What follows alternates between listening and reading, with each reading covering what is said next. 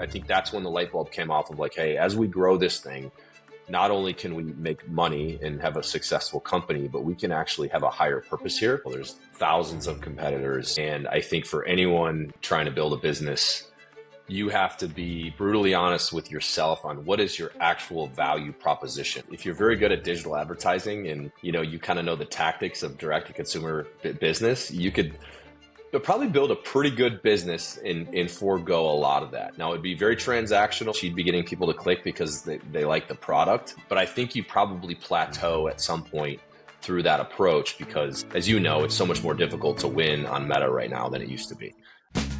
Welcome to the DTC Insider podcast, where online business owners come to find actionable tips and tactics to grow their businesses.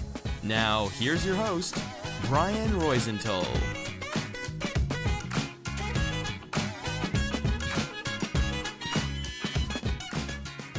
Hey, welcome to another episode. I'm Brian Roisentul, your host, and I'm super excited to have Bear Handlon here with me. He's a co-founder and CEO of Born Primitive, a brand that started a decade ago, that's a long time ago, with compression shorts for weightlifters and has since evolved into a 9-figure brand, Bootstrapped powerhouse. From serving in the military to serving millions of customers, Bear has built a brand rooted in authenticity, performance, and purpose.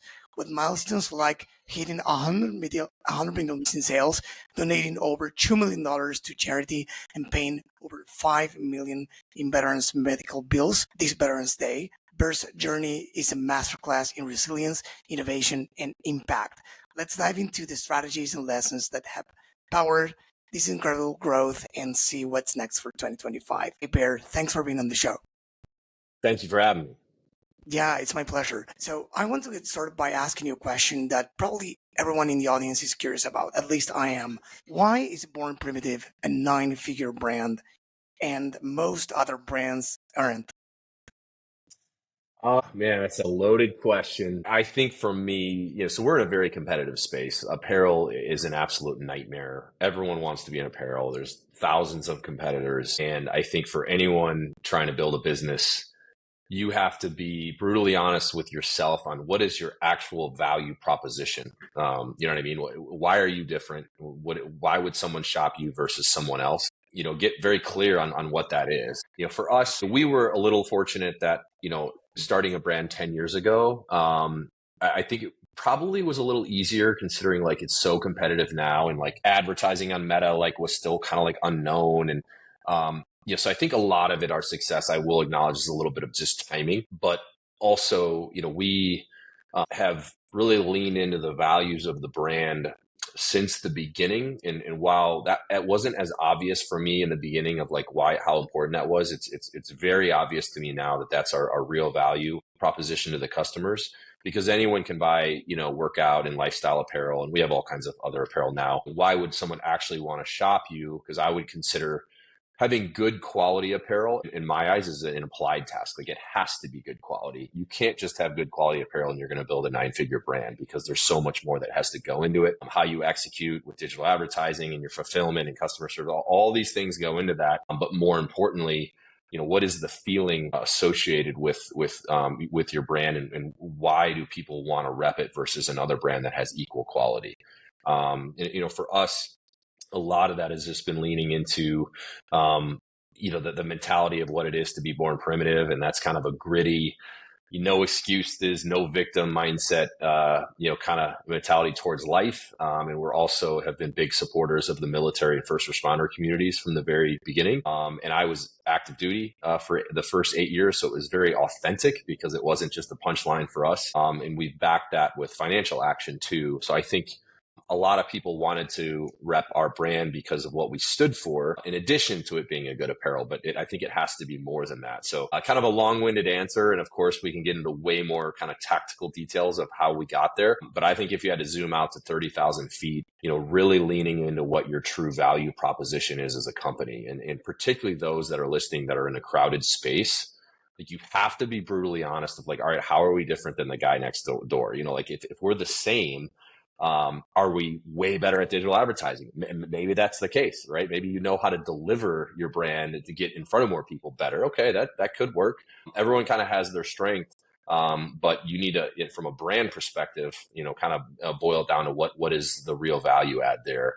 And obviously for different categories of product, like I think brand is less important. Like if you're really solving like a unique need, and maybe it's a technology product or something like that, that's a little different. Like I don't think you really even have a brand at that point. Right. But for kind of, something like apparel, like there has to be a personality associated with it and a feeling associated with it. And you have to do things in your marketing to create that association, right? And I think we've done a pretty good job of that. Yeah, man, I have a lot of questions already, but I remember placing my first Meta ads, well, back then Facebook ad in 2011, inconsistently, and then we created the agency in 2013. And of course, Meta back then was more of a money printing machine, so a decade ago, yeah, it was probably the good old days, pre-iOS 13, way pre-iOS 13, way before the algorithm changes in back in 2018, and many other things happened. But it's tough to stay, alive as a brand and to thrive as a brand because new players, arise all the time. Competition gets harder and harder, especially during COVID. So of course, it's not easy to not only to bring a brand to life, but also to stay consistent with your values, with your brand, with everything after such a long time in an ever-changing world. So I wanted to ask you, in such a long journey, do you remember what was that time in which you said, we are building something huge here?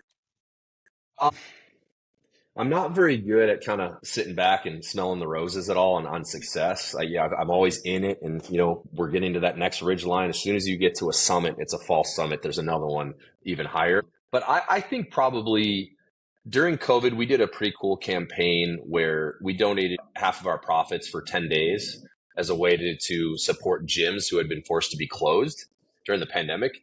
And we ended up donating a little over $200,000 to gyms in a 10-day period who were participating in this campaign. And it went kind of viral. And I think that was the first time I realized we could really leverage our brand to do good. And I think that coincides with the success because that it's not an outrageous amount of money, but that's a substantial amount of money for a brand that still has 6 employees. Right. So in a 10-day period, whipping up a campaign in a half a day and deploying it the very next day and to get that kind of success where we had a couple thousand gyms enroll. And it was just a very cool thing. And we got so much good feedback. I think that's when the light bulb came off of like, hey, as we grow this thing, not only can we make money and have a successful company, but we can actually have a higher purpose here. And it's only continued to get better. You mentioned in my intro that we paid off $5 million of veteran medical bills just a couple of weeks ago. It actually was 11 million because we decided to more than double it. Wow. The initial pledge was 5. So that's what brings me joy and brings me purpose as the founder of this company, is that we can actually do things like that. And we can still run a very successful company at the same time. And here's the kind of, irony of all of it is by giving back and doing things like that, it actually can help your business substantially. I would be lying to you if I said by us doing that, it's not going to help us in the next couple of years, because think how many loyal customers we acquired by a genuinely good deed and act like that. And, then the media picks it up and they're saying, hey, look at these guys. They're really trying to make a difference and be a force for good. And so it's incredibly self-serving because it brings me joy that we're able to help people like that. And I think, over 6,000 veterans are going to go into Christmas completely debt-free. One individual, his bill was $182,000. He was partially paralyzed, former Marine. And we got to tell him over the phone that, hey man, your debt is gone. You're off the hook, right? That's life-changing stuff. So that it brings me joy. But there's also an incredibly effective business tactic of that type of approach. And that makes you stand out from the noise, right? If there's 10,000 apparel companies in existence right now, well, people from that know what Born Primitive, who we are and what we stand for. But I think going back to right when COVID popped off, that was like, I think a light bulb moment for me of like, hey, there's something to this concept and this approach. And we've only built from then since then. I think, this is interesting because it actually brings me back to something I posted, a few months ago about the e-commerce part making brands lazy. again, the e-commerce, the part of the online part, making brands lazy. Because if you had, let's say, a brick and mortar store, you probably hand out flyers. You could partner up with local stores. You wouldn't just sit and wait, hopefully, to get foot traffic and get people through the door, right? So in this case, e-commerce, sometimes they forget that it's not only about placing some or running some meta ads for Google Ads. It's more about connecting in real life with real people, connecting with communities. So based on not only with the clients we work at the agency, but the over 180 episodes we recorded with amazing companies such as yours, I think that probably I cannot help but identifying some common patterns. And in your case, correct me if I'm wrong, but I think that part of your huge success is that you're not hiding between quotes behind an e-commerce storefront. You have ties in the community. You are a former Navy SEAL. You were in the CrossFit games, so probably you have you built connections over time or your network in the CrossFit space. You have ties with gyms, with veterans. So you're everywhere, man. So probably that's something that it's more than the online storefront what you have built, right? Absolutely. Yeah. And I think that's a good point. I think if you're very good at digital advertising and, you kind of know the tactics of direct to consumer business, you'll probably build a pretty good business and forego a lot of that. Now, it'd be very transactional. It'd be very product focused, of course. You'd be getting people to click because they like the product. But I think you probably plateau at some point through that approach because, as you know, it's so much more difficult to win on Meta right now than it used to be. Before iOS 14, a couple of years before that, you and I, we could start a t-shirt company right now, and in 3 months, it'd be $1 million business. I guarantee it, right? Because we know how to advertise, and what was CAC back then, $10, right? How easy is it to win in that landscape? But obviously those golden years are done, and I think there has to be more to the story than just product and fancy meta ads. There's only so many ways you can do a meta ad, right? You're still going to be paying a good amount in your customer acquisition cost, and you need them coming back. So they have to have positive experience with the product. But, I think where you really get LTV is when there's an emotional attachment because it represents something more to the customer than just the product. The logo actually stands for something. So yeah, for sure, of course. So you were a Navy SEAL officer, right? So Correct. how did that shape you as an entrepreneur? Well, I was definitely an entrepreneur before, I went into the Navy. I grew up like with a lawn mowing business when I was really young, and it grew into something fairly substantial. I was always a bit of a hustler. Like, I think entrepreneurs, we kind of just have that itch, right? Like we're always going to be like that. But I think I just learned a lot in the SEAL teams about leadership and, the unique component of the SEAL teams, and it's not exclusive to SEAL teams, but everyone has a different role to play, like in a platoon, right? And you need everyone to do their job to be able to complete the mission and get to that end state of what you're trying to achieve. And I think the same is true with running a mainly D2C business, right? All the things need to align. So for us, of course, our ad account needs to be, going well, but that needs to integrate with our supply chain and our demand planning. So if we know we're going to be running a bunch of evergreen and prospecting campaigns on a certain product category, well, supply chain needs to make sure they forecast appropriately to give us a long enough runway to run those ads. If we spend 20 grand on content that we expect these evergreen ads to run for 3 or 4 months, but we run out in 2 weeks because we didn't demand plan right. Well, it's like, the system breaks down, and then, email, SMS, customer service needs to be, have a good positive experience so people come back. And, all these things, end up being instrumental in the overall success. And I look at it as just a giant math formula. You know what I mean? And if the equation is in your favor, as long as you feed the funnel and get people in, you're going to continue to build that base of customers.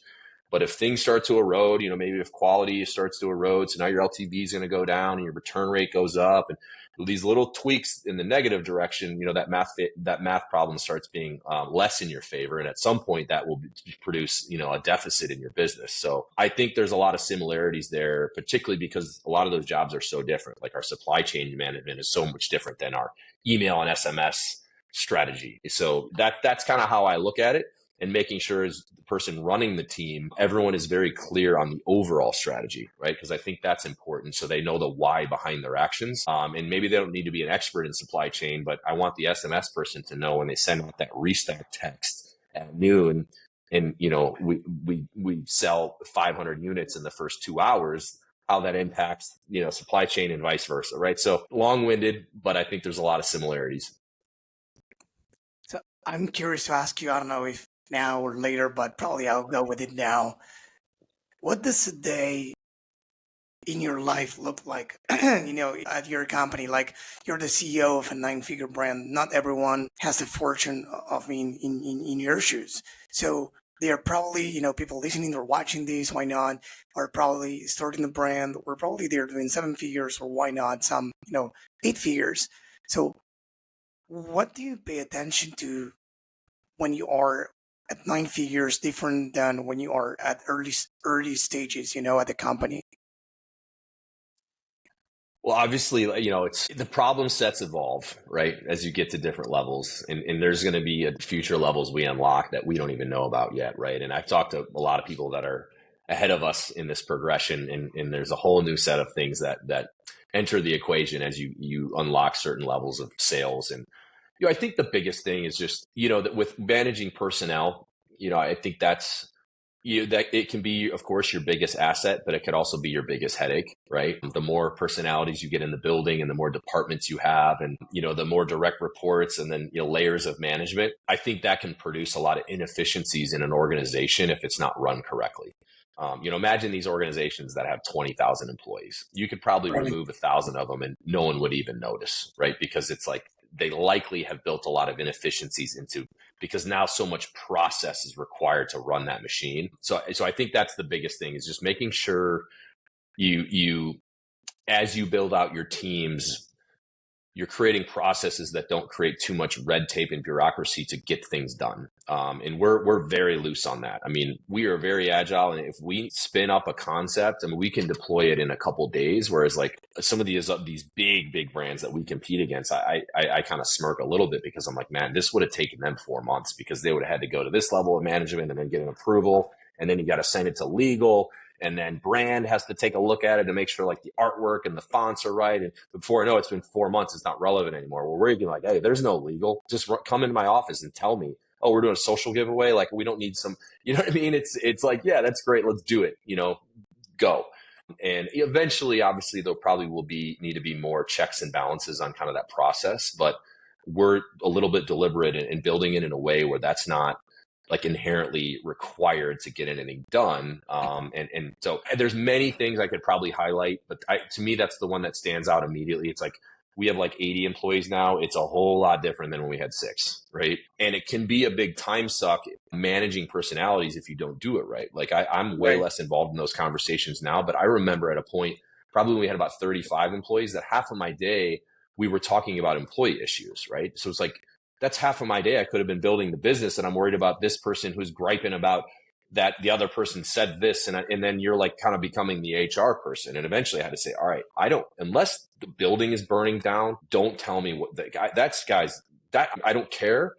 Figure it out. Go talk to HR. We had just gotten an HR person, so I think we kind of figured that out. But those are things you can get roped into that you didn't kind of sign up for, and that's can be distracting from you growing your business and doing what you are good at as the CEO or the founder. So yeah, I can totally understand. In a smaller scale, before the pandemic, I used to have an office like for 10 years, and whenever I walked into the office, it wasn't me, Brian, a professional anymore. It was Brian, the shrink, trying to to listen to everyone and to go to the meeting room all over, like over and over, for different personal reasons. For as you said, things happen when you have a team. I'm curious, how do you align the company values? Of course, I know you are big on, or I think you're big on aligning company values with people's values, but how do you make sure that holds with 80 people in your team? Well, I think it's kind of cool, because we're to the point now where people are coming to work for us. They're going out of a way to want to work for us because of what we stand for, right?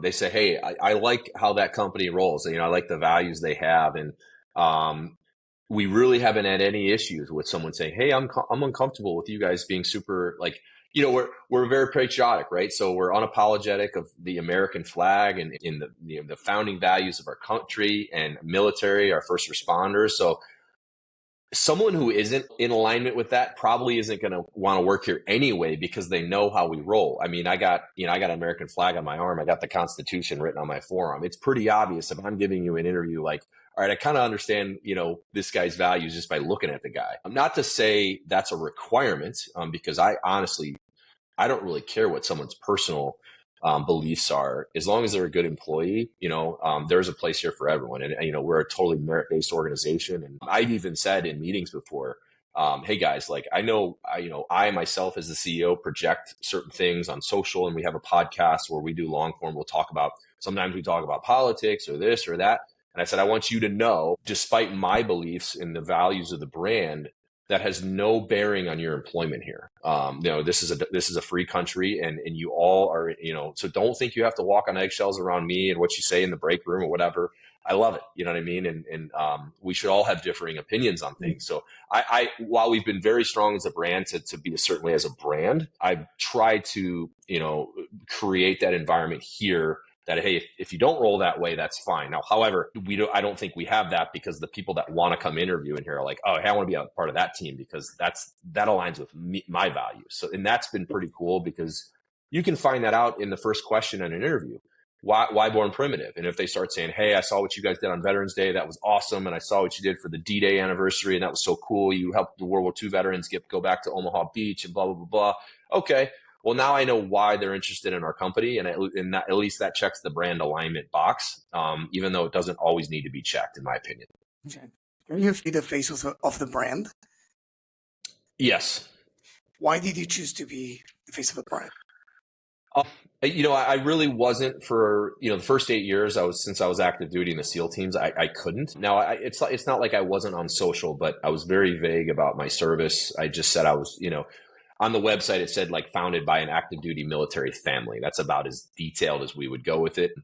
But once I got out, I realized, it can be helpful if there's, a quote face of the brand, because, who's going to do the media interviews? Who's going to do the podcasts? The values of the company are just my values portrayed through a brand, because I'm not creative enough to come up with an alternate personality, right? Like if I was going to start another company tomorrow, it probably would be the same values, because that's the only way I can be authentic in how we market, and because it's my beliefs, through brand. So that was kind of the obvious answer. Our other co-founder, Mallory, we're very much aligned on these things, but she didn't want to be kind of in the spotlight. She just said, that's your thing. You're great at it. Go do your thing. And I think there's a component to people, having a personal connection to a brand and kind of seeing like the behind the scenes of like the people running it. And I think it's been good for our company to do that. I don't think it's required, but I think if done right, I think is another element you can kind of add to your, I guess, marketing wheel of how to reach people.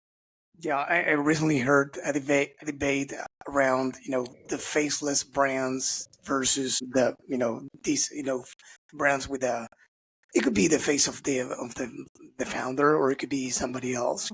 I interviewed here on the podcast both many times, and of course there are ups and downs, but I always say, unless you are really, really, really shy or really, really against it, I think it's more beneficial than anything else, because at the end of the day, if you think that what you do can benefit others, and especially, of course, your customers, then why not going out there and shout it out, in every direction possible, right? I know it requires, I don't know, how many hours a week do you probably block to recording content, or how do you manage that?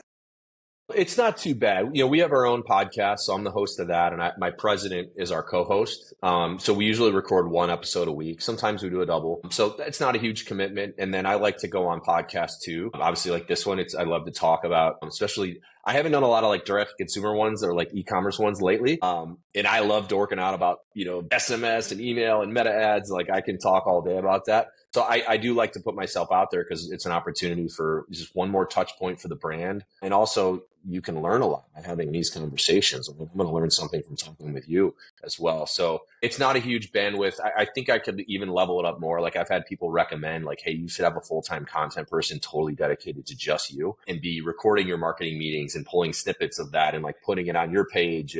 I think I probably eventually will get to that. It's just not a huge priority, and I don't really like promoting myself like more than like, that would have to be a deliberate strategy of like, all right, this is, I want to get to 200,000 followers. So then my page becomes one of our marketing levers. You know what I mean? And I just don't have that desire at the moment, but a lot of people have urged me to do that of like, hey, you're missing huge opportunities because people want to see behind the curtain on when you guys are doing that shoe meeting and like you're, brainstorming the D-Day marketing plan and you're all in the room and you're throwing ideas around like that could make for good content for people that are trying to run their own brands and just want to see how other companies do it. So I've thought about it. Maybe we'll get there soon. Yeah, some people do it with a dedicated person or not. I don't know. Midday squares, Jake Carls and his siblings, they record themselves, in tough, moments and in happy moments too. Even dancing at the supermarket with some of the employees there is super fun to see them. And some people prefer not to do that. Some people like, companies like Battlebox. I interview here John Roman, its CEO, and they didn't want to be the face of the brands themselves. So they found, as a coincidence, loyal customer who was already recording content. They reached out and the relationship evolved to the point that now the long beard guy, Brandon, recording the Battlebox videos, the Battlebox games, the Battlebox YouTube channel, everything, he's a full-time creator now. They moved him and his family to the headquarters city, and but it depends on each brand, but I think in your case, it's amazing how things played out. I wanted to ask you, about building a community. I know you're here, there, like you're everywhere. Have you thought about, or do you have?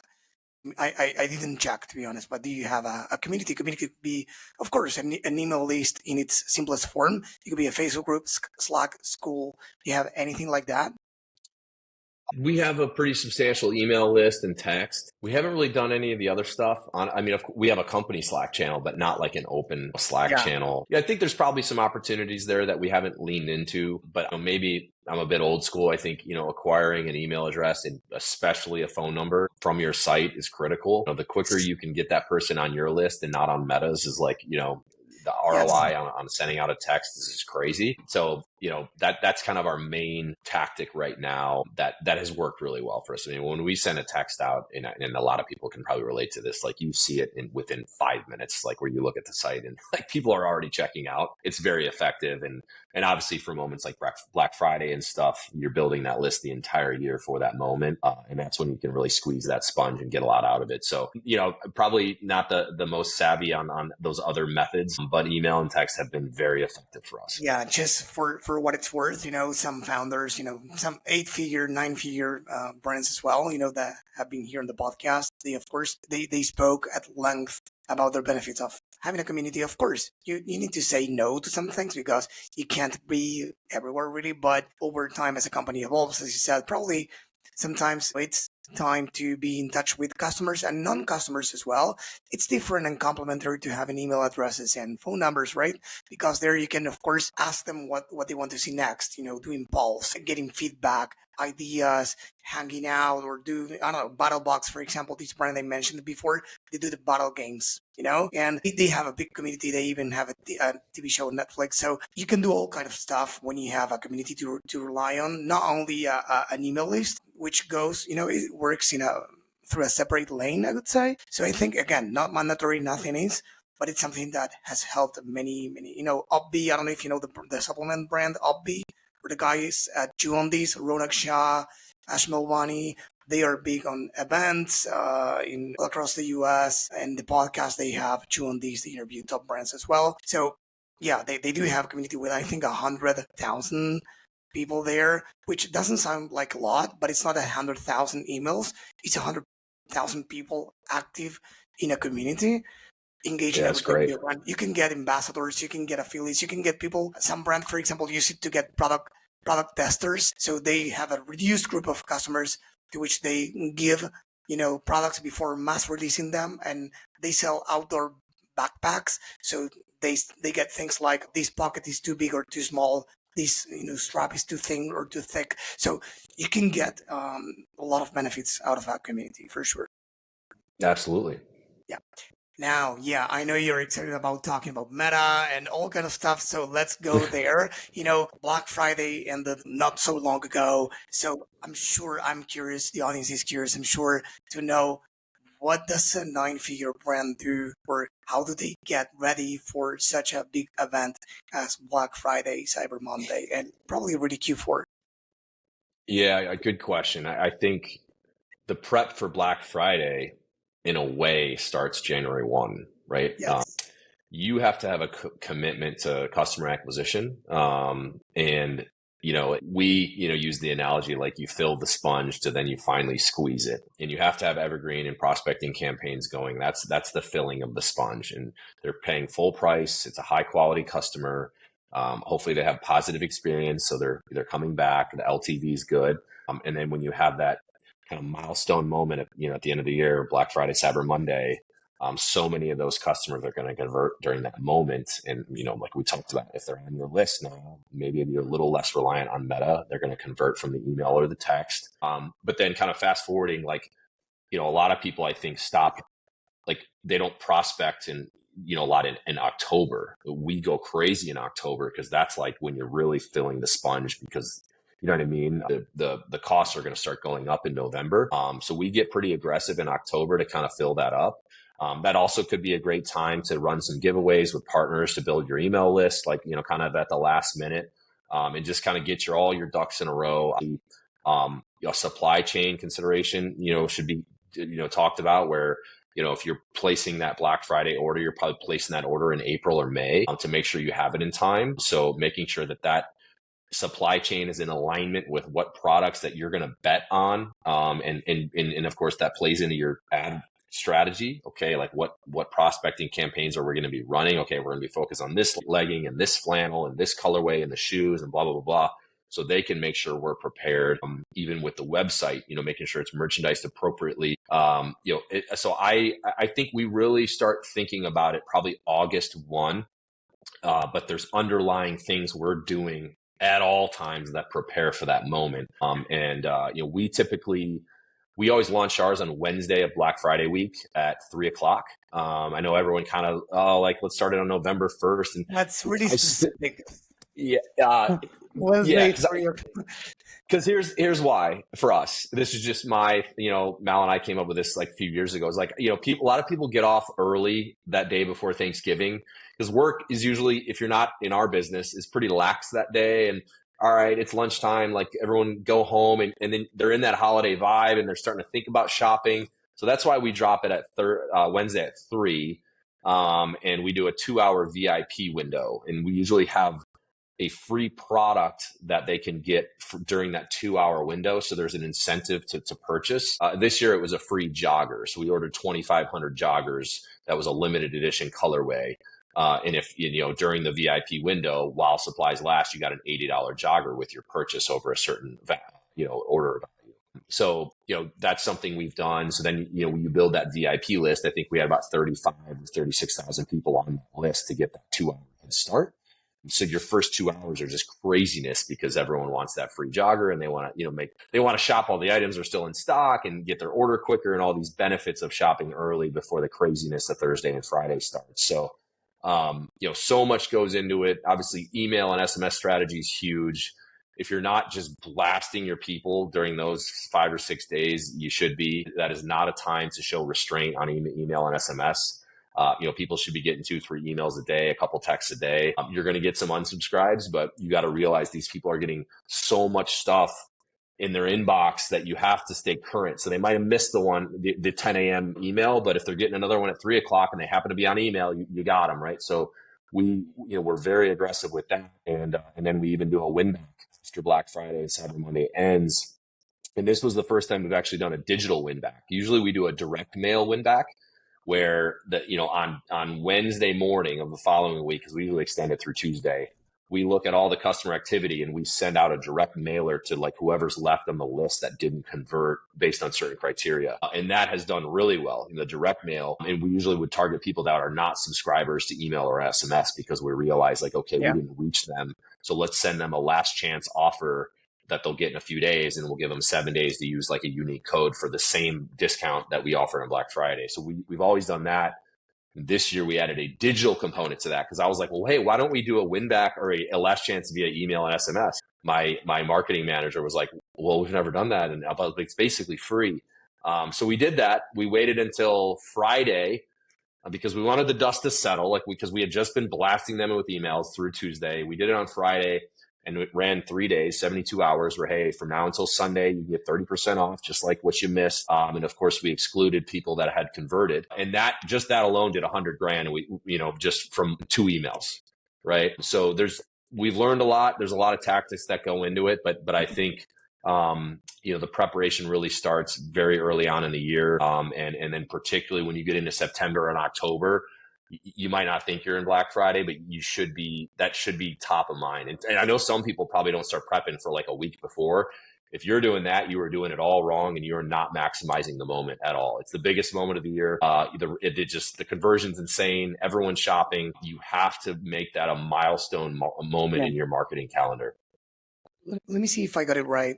When you said that in October, you go heavy on prospecting, what do you mean? That you do a big increase on the ad spend, but running things without any discount whatsoever until the Wednesday before Black Friday?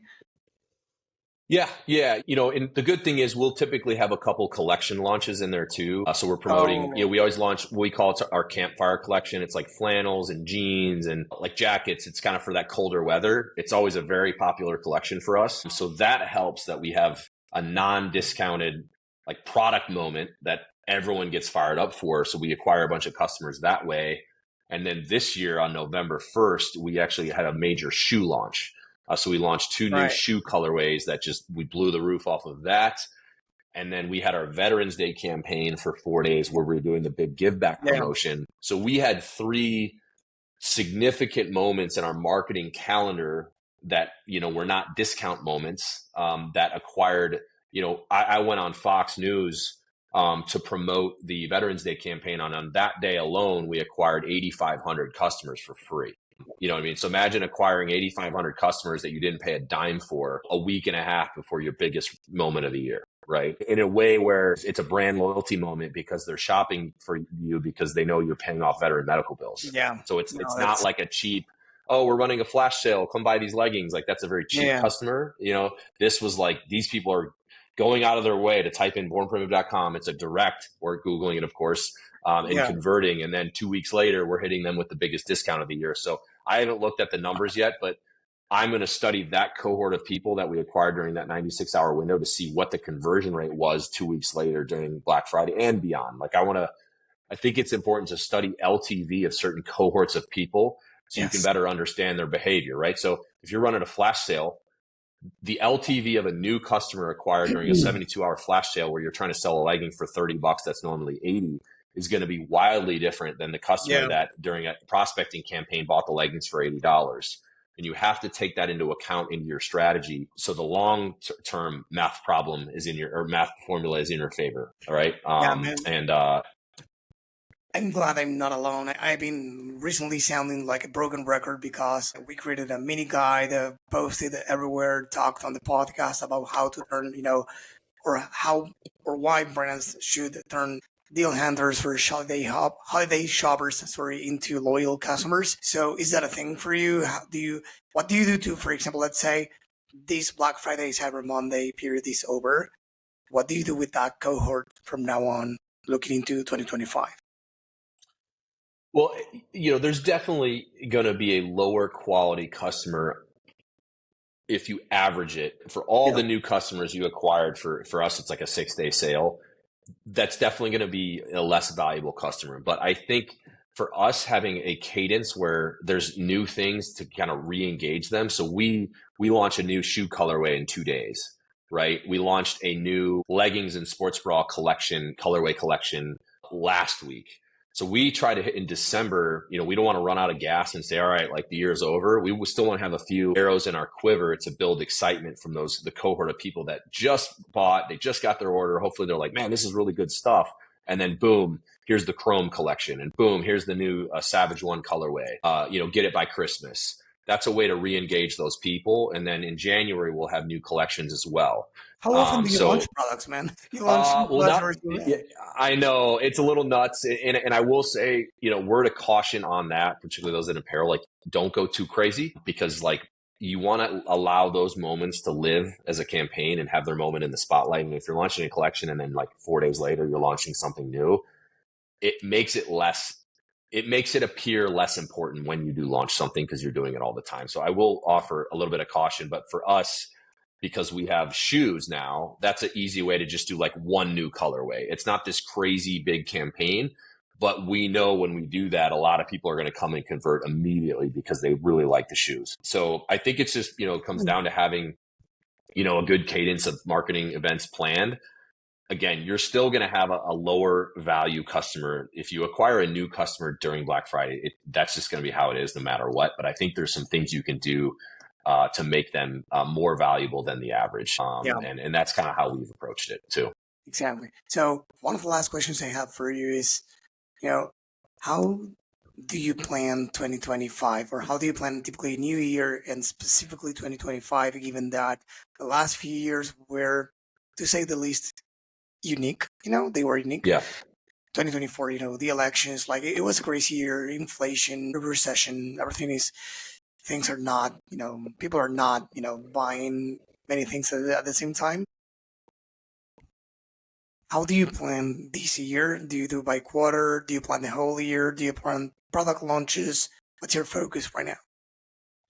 Yeah, we have pretty much, we have the whole year planned out for next year already. And we have to, because we're in apparel, right? So like we're designing our campfire collection 2025, which will be late October of next year, like now. Of course, spring is done, summer's done, back to school, like all those ones are way done, a while ago. So that forces us to build the marketing calendar. And now I would hope most people would have their marketing calendar built out for next year already. If you don't, that's okay, because in the early years we didn't either. We didn't even have a marketing calendar. We just winged it, right? It was like not the way to do it, but we try to have a promotion once a quarter where like typically it's a 20% off site-wide sale. And we, one a quarter, we'll have one of those, because that is a good opportunity. While we don't want to overly discount, it can be very profitable still, and it gets people re-engaged. So that's how we generally approach it. And then you sprinkle in the product launches. All right. So now that overlay has now been added.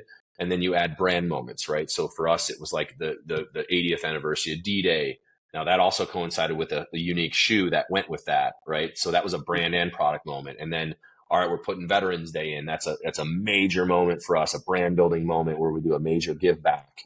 And we kind of overlay all of those at kind of the main things. And then obviously there's little stuff in between. Maybe it's just one product. It's a new style of jogger. Like that's not going to be a campaign, but maybe that's a 48-hour sprint where there's a couple emails and, some social media content around it. Those will get added last to kind of fill it up. And it fills up real quick. But start with the big stuff and work backwards. And then be prepared to make adjustments. If there's a supply chain issue, you need to be able to say, all right, we need to push that 2 weeks, right? Okay, what are we subbing in? Okay, that thing that was in 2 weeks is now, because that can go at any time. And that's inevitable. So the team just has to be prepared to be flexible. But if you can get that established, and then you can look at it, of course, quarterly. All right, what's the priorities in Q1? I think it's important to make sure the team is focused on the main activations in that quarter, and they don't get distracted, and have stray voltage that pulls them away from the core tasks. And this is really valuable. For me, for the audience, I believe too. And I really enjoyed the conversation. I could keep going for hours, but I want to be respectful with your time. Before we go, though, I wanted to ask you, is there anyone specific that you would like to give a shout out to? Someone who helped you along the way, a former mentor, former boss, probably, a partner that is helping you grow as well. So do you have anyone to give a shout out to? Yes. I think for me, by far, the biggest mentor, he's a business partner, of course, but I think a mentor first, at least that's what I consider him, and also a friend. But it's Taylor Holiday. He runs Common Thread Collective, which is, we call it CTC, but they're an agency out in California. And we've been with them for like 6 years now. And ironically, before we got with them, we didn't even do digital advertising. We doubled our business every year the first 5 years without doing any advertising, which is crazy. And I was like, hey, I kind of want to try these Facebook ads. Like, I feel like that could work for us. So I contacted them, a long time ago. And I remember they said, hey, you have to spend a minimum of 10 grand a month. That's like the minimum. And I was like, wow, that's wild. That to me sounded like a crazy amount of money. And of course, once we got into that ecosystem, we realized how beneficial a good paid strategy can be. And we've been, in lockstep ever since. And the thing about Taylor is, as we know, this landscape evolves so fast. One day you think you got it figured out, and then the next day it's iOS 14 and, everything kind of goes up in the air. He is constantly on the front end of the evolution of the space that we play in. And he's typically, I would say, 3 or 4 months, maybe even more ahead of that evolution. So he's feeding that information back to his team. And of course, engaging with CEOs and owners about this and how that affects our strategy moving forward. And they just have been absolutely instrumental in our success. And so much of our success has been on the digital landscape and paid advertising. We spend a lot of money on that platform, but we deploy it in a way now that is so effective. And, there's milestones and there's daily goals, and we know profitability and, based on product category, what we're willing to accept for a ROAS, because we know gross margin, but also LTV associated with those categories. So it's become way more complicated and sophisticated, but in a very good way. So I got to give him a shout out. I can look you in the eye and say, we would be nowhere near where we are as a company if it weren't for Taylor Holiday and Common Thread Collective. And it's a partnership that I've really enjoyed, and I've learned so much from my side as well. Yeah, I follow Taylor as well on LinkedIn and X, and the guy is one of the few marketers I know that cares about finances too, numbers, and knows so much about the market and so much about the behind the scenes of a brand, not only, the ROAS and the tactical things of meta ads. So yeah, I share without knowing him as you do, but from what I know him on social, I think it's a guy that clearly knows his stuff. So Bear, before you go, could you please tell the audience where to learn more about you and your company? So I'm just at Bear Handlon on Instagram, nothing fancy there. And then, we're at Born Primitive on all the social channels, and our website is bornprimitive.com. Yeah, check us out. We have, we started with fitness apparel, but we have all kinds of apparel now, from lifestyle to outdoor to tactical footwear. We have a lot of stuff. So if you're in the need for some gear, check us out. But I appreciate you having me on, and it's good to talk about this type of stuff for once, because I feel like the last 2 months I've been talking about the Veterans Day stuff and different topics, but I love to nerd out. We could talk about this stuff all day long. And I'm actually going on Taylor's podcast next, so it'll be the same stuff we're talking through and debriefing a really good year for us on his podcast. So I appreciate you having me on, and hopefully the viewers and listeners got something from it. Yeah, I did get a lot of value. Thanks for being here on the podcast. I really appreciate it. All right. Have a good day. This episode was brought to you by BSR Digital. We help DTC brands grow through paid ads and email marketing campaigns.